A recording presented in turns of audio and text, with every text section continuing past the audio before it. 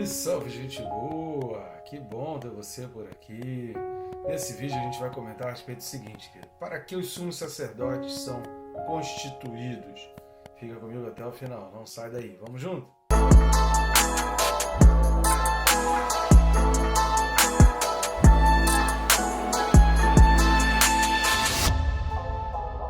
Antes de mais nada, querido, já clica aí no botão, bem rápido e fácil, está embaixo o botão inscrever-me.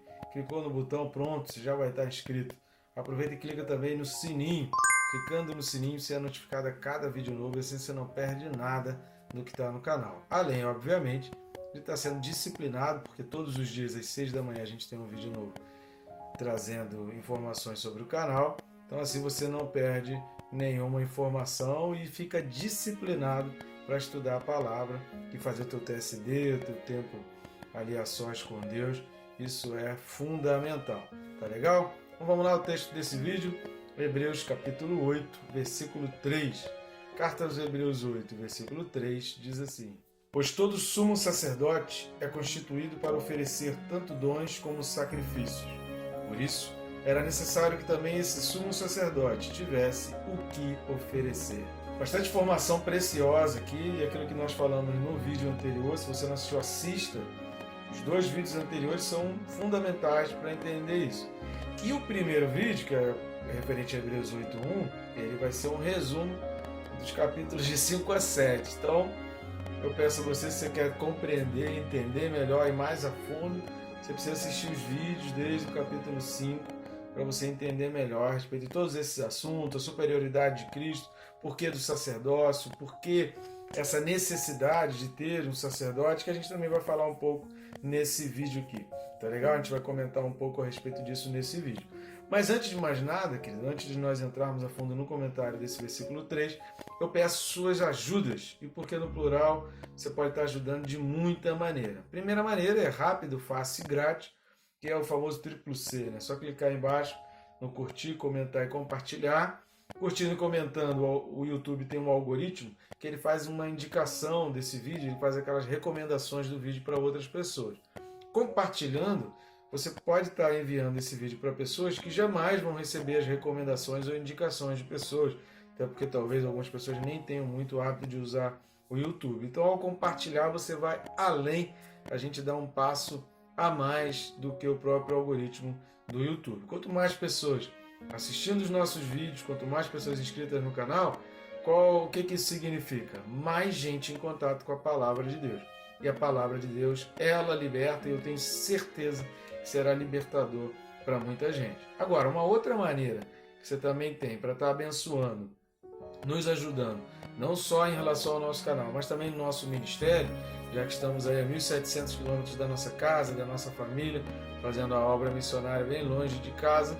Você pode estar contribuindo também para a obra missionária, contribuindo para esse trabalho, e aí já custa alguma coisa. Indo aqui na descrição dos primeiros links, você vai ter acesso a esses livros que estão aparecendo aqui do lado. São livros de autoria nossa, nós mesmos escrevemos esses livros, e nos links ali vem dizendo o assunto, a sinopse do livro, e você pode adquirir um livro ou os dois livros. Você pode adquirir em formato digital ou em papel. A gente tem eles na Amazon, tem no Hotmart, tem até na Shopee. A gente tem um livro e você vai ter esses acessos todinhos aqui nos links que estão aqui embaixo. Tá legal? Conta contigo para a gente seguir à frente aí no ministério. Vamos lá, a gente precisa ver algumas coisas muito importantes nesse versículo 3, porque esse pois indica exatamente aquilo que foi falado anteriormente. O versículo 2 termina dizendo: do verdadeiro tabernáculo que o Senhor erigiu, não o homem, pois todo sumo sacerdote é constituído para oferecer tanto dons como sacrifício. Como que a gente vai entender essa questão do sacerdócio se a gente não olhar exatamente para as funções, para os propósitos e da constituição do sacerdote? São vários textos que você pode ler, aí você pode fazer as anotações ali, mas eu quero trazer 3 textos que são fundamentais e eu acho que já ajudam muito para a gente entender nessa questão da constituição do sacerdócio. O primeiro texto é Êxodo, capítulo 28, versículos 1 e 2. Então vamos dar uma lida em Êxodo 28, versículos 1 e 2. Faze também vir para junto de ti Arão, teu irmão, e seus filhos com ele, dentre os filhos de Israel, para me oficiarem como sacerdotes, a saber, Arão e seus filhos, Nadab, Abiú, Eleazar e Itamar. Farás vestes sagradas para Arão, teu irmão, para glória e ornamento. Aqui dizendo, exatamente, a partir daqui houve essa escolha de Arão, e aí a partir daqui essa linhagem sacerdotal iria ser dos descendentes, então, de Arão, através dos seus filhos. Então os descendentes de Arão herdariam essa linhagem, e aqui está falando exatamente do início. Para quê? Para que eles oficiem. Esse oficiem exatamente no mesmo sentido de ministrar, de servir, de estarem fazendo essa intermediação, prestando esse serviço de Deus ao povo e fazendo essa intermediação do povo para Deus. Outro texto que eu gostaria de ler é Números, capítulo 3, Números 3, versículos de 5 a 13. Vamos dar uma lida lá em Números 3, de 5 a 13. Disse o Senhor a Moisés: Faze chegar a tribo de Levi e põe-na diante de Arão, o sacerdote, para que o sirvam e cumpram seus deveres para com ele e para com todo o povo, diante da tenda da congregação, para ministrarem no tabernáculo.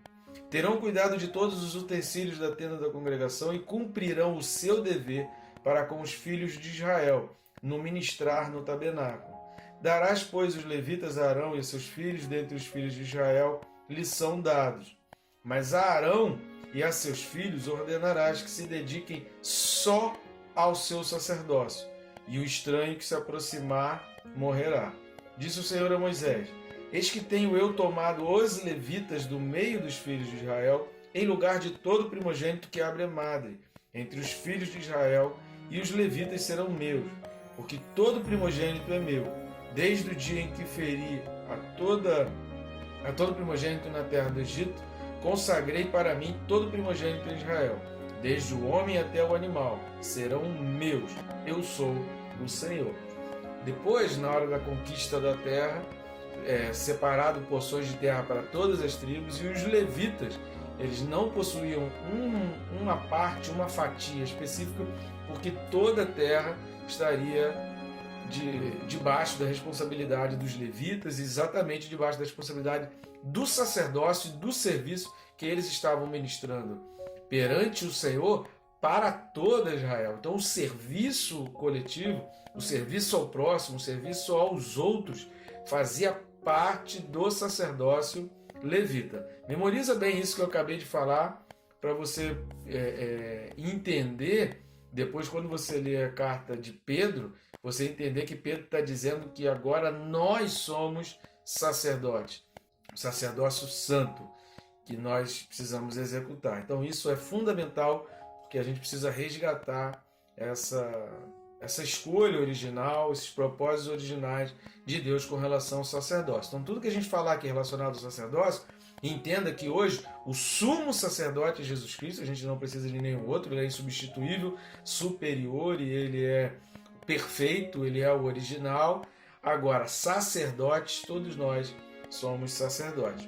Vamos a mais um texto, Deuteronômio 21, versículo 5. Vamos dar uma lida lá em Deuteronômio 21, 5. Chegar-se-ão os sacerdotes, filhos de Levi, porque o Senhor, teu Deus, os escolheu para o servirem, para abençoarem em nome do Senhor, e por sua palavra decidirem toda demanda e todo caso de violência. Repare que aqui em Deuteronômio já não está colocando o sacerdócio, por isso eles deveriam se dedicar exclusivamente. Deus não queria que eles trabalhassem em outras coisas, que eles cuidassem de terra, de animais, que eles tivessem a pecuária, que eles tivessem qualquer outra coisa. Deus queria que eles servissem exclusivamente ao sacerdócio. Envolvia não só as atribuições relacionadas ao tabernáculo, ao sacrifício, às ofertas feitas ali no sacerdócio, mas também demandas. Eles serviriam também como juízes, eles serviriam também como administradores, eles serviriam também como árbitros perante alguma adversidade, alguma dificuldade. São todas essas funções. No capítulo 5 da carta aos Hebreus, nós já comentamos um pouco sobre os afazeres dos sacerdotes. Só que aqui no capítulo 8, versículo 3, está falando que os sacerdotes eles tinham como função oferecer tanto dons como sacrifício. E aí a gente precisa entender um pouco mais, além disso, além de todos esses ofícios, de toda essa ministração. A gente leu textos aqui falando dessa escolha de Deus, que começou ali no coração de Deus. Deus tinha esse desejo, até para que a gente conseguisse entender através dos sumos sacerdotes o que Jesus representa e tudo que Jesus fez. Entendendo o sumo sacerdote, a gente entende a obra de Jesus. Então por isso houve toda essa linha e nós lemos esses textos. Agora, quando a gente vê que os sacerdotes precisavam oferecer coisas, está falando tanto dons como sacrifícios, algumas coisas precisam ser muito bem entendidas. Primeiro, querido, é que no Antigo Testamento, o sacrifício, como nós temos conhecimento hoje, que é o da morte de animais, né, da entrega de animais, da oferta de animais, ele era considerado indispensável. Então esse sacrifício de animais, ele era considerado indispensável. Porém, eles eram apenas uma das formas de sacrifício. O sacrifício de animais era apenas uma das formas. Existiam outras formas de sacrifício que também precisavam ser entregues. O sangue de animais, obviamente, era o mais importante, tanto que a obra de Cristo é o mais importante, é o seu sacrifício. Porém, a gente precisa entender que haviam outras ofertas de sacrifício, como, por exemplo, a gratidão, a expiação, que aí envolvia essa morte de animais, a reconciliação com Deus, que também envolvia a questão do sangue, e a purificação, que também envolvia a questão do sangue.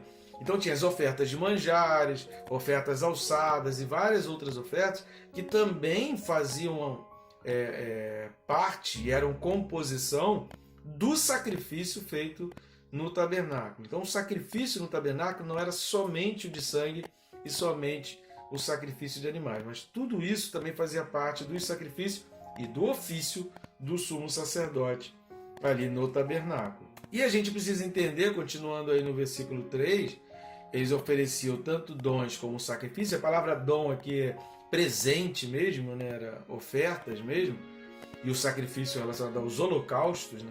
Sacrifícios de sangue. Por isso era necessário que também esse sumo sacerdote tivesse o que oferecer. Esse sumo sacerdote, obviamente, está falando a respeito de Jesus. E por que está dizendo que era necessário que ele tivesse o que oferecer? Nós também já falamos em alguns vídeos para trás aí, mas a gente precisa entender o seguinte: quais foram as ofertas de Jesus? Que oferta Jesus fez? Uma oferta que ele fez é a si mesmo. Capítulo 7 aqui de Hebreus, versículo 27, que vai falar, né, que não tem necessidade, como os sumos sacerdotes, de oferecer todos os dias sacrifícios, primeiro por seus próprios pecados, depois pelos do povo, porque fez isso uma vez por todas, quando a si mesmo se ofereceu. O próprio autor dos Hebreus já vem falando. Uma oferta de Jesus foi a oferta a si mesmo, ele se entregou, ele se fez esse sacrifício. A outra oferta foi a oferta do seu sangue. Capítulo 9 de Hebreus, versículo 12. Vamos lá para Hebreus 9, 12. Não por meio de sangue de bodes e de bezerros, mas pelo seu próprio sangue, entrou no Santo dos Santos, uma vez por todas, tendo obtido eterna redenção. A gente vai comentar sobre esse versículo 12 lá na frente, mas aqui a gente vê uma das ofertas de Jesus, o seu próprio sangue. Repare que tem a oferta falando que ele a si mesmo, esse ato voluntário, esse ato de entrega voluntária, inocente, como alguém inocente se entregando pelos culpados. E aqui está falando que ele aceitou essa oferta e que essa oferta fosse o seu sangue derramado. Só que além de entregar a si mesmo, desse ato voluntário, e além do derramamento do seu próprio sangue, teve a entrega do seu próprio corpo. Hebreus 10, 10. Vamos dar uma olhada em Hebreus 10, 10. Nessa vontade é que temos sido santificados, mediante a oferta do corpo de Jesus Cristo, uma vez por todas. Então, o próprio autor aos Hebreus aqui, ele está distinguindo essas ofertas. Jesus ofereceu tanto dons como sacrifícios. Os dons vieram por intermédio do Espírito Santo, da ação do Espírito Santo, que aí oferece os dons a nós, mas ele oferece a Deus esse dom, esse presente dessa entrega feita por si, feita de si por todos nós. E aí a gente precisa entender, para fechar, os propósitos do sacrifício, os propósitos do sacerdócio. Desses propósitos que nós falamos, gratidão, expiação, reconciliação e purificação, esses 4 propósitos inerentes ao sacerdócio, ao sacrifício sacerdotal, a gente precisa entender que o dízimo ele cumpre esse propósito da gratidão, né? Então os nossos dízimos, as ofertas alçadas, a nossa própria entrega, né? As nossas renúncias, elas fazem parte do cumprimento desse propósito sacerdotal, e por isso a gente faz isso por intermédio de Jesus, que aí Jesus, nesse ponto dessa entrega, ele serve como uma oferta de gratidão. Agora, a oferta de Jesus, ela vem exatamente, mais explicitamente, cumprir os propósitos da expiação, da reconciliação e da purificação. Esses são os propósitos dos sacrifícios de Jesus Cristo, que a gente não pode esquecer e a gente não pode se perder. Por isso é muito importante olhar para os ofícios, para os propósitos do sumo sacerdócio original. Sumo sacerdócio original não, da cópia, né? Sumo sacerdócio original é o de Deus, mas a gente precisa olhar para o sumo sacerdócio do Antigo Testamento, para esse estabelecimento feito pela lei, para a gente entender que isso era uma sombra, uma cópia de um sacerdócio original e perfeito, e assim a gente consegue entender a obra de Jesus Cristo e aquilo que ele fez por mim e por você, e tudo o que ele fez fazia parte de um cumprimento legal, de um cumprimento às ordenanças da lei. Tá bom, gente boa? Até o próximo vídeo aí, que Deus te abençoe rica e abundantemente.